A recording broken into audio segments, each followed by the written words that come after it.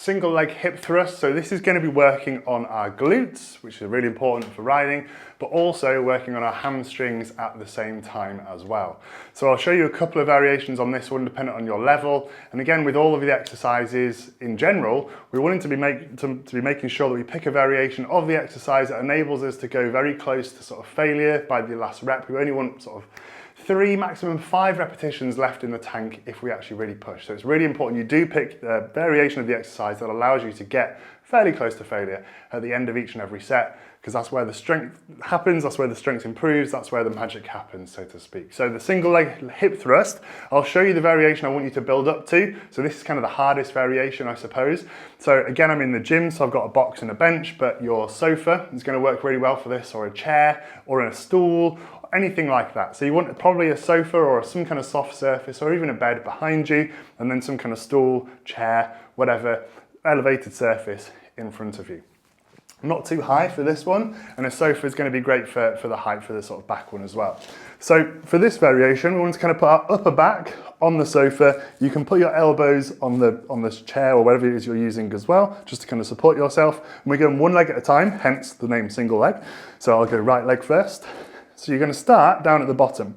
So heel on the object, and then I just want you to raise your hips up just off the floor a little bit. And each rep, we're going to try and bring our bum nearly all the way down to the floor. Opposite leg comes up, so this is going to be quite a hard variation for some of you potentially. So hips all the way down to the floor, you should feel it in hamstring and glute. Drive up, bring this knee up, back down.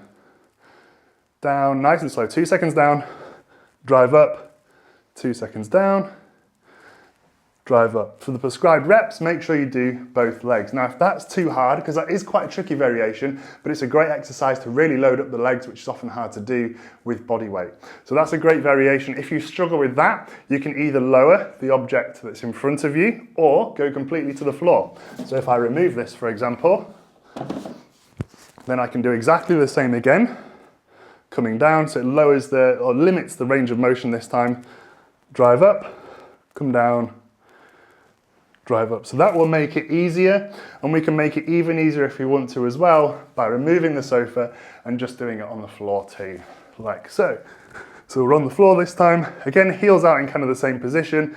Your knee wants to be around about 90 degrees, if not a little bit further, for all of the variations that I've shown, all the variations in general.